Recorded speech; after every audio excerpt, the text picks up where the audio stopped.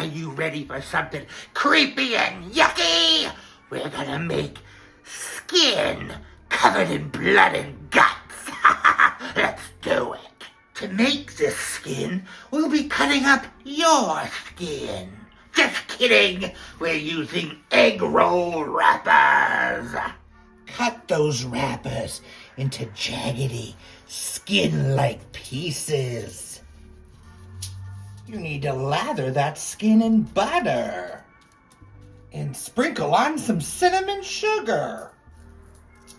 Cook at 375 for about 4 minutes, and then you're gonna flip it and butter it again and do the other side. We need some cherry pie filling poured into a bowl. Mash them up a bit to look extra gory.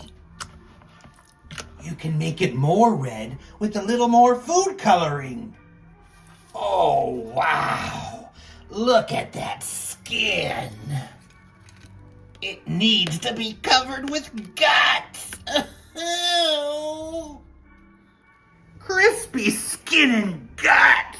Oh my gosh, look at that.